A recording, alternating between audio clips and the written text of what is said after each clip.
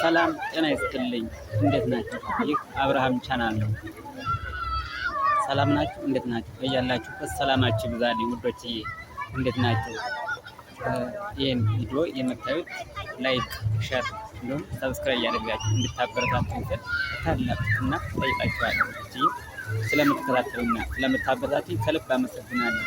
እንዴት ናችሁ? ሰላም ናችሁ? ይህ የምታዩት በጣም ዘና የሚያደርግ ቦታ ነው። ውቢቱ ባህር ዳር ጣና አካባቢ ወይም ቅዱስ ጊዮርጊስ ካቴድራል ቤተክርስቲያን አካባቢ የሚገኝ ነው።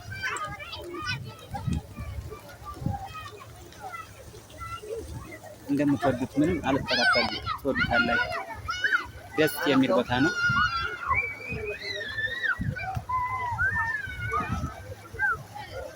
እና እስከ መጨረሻው እንድታዩት ብዬ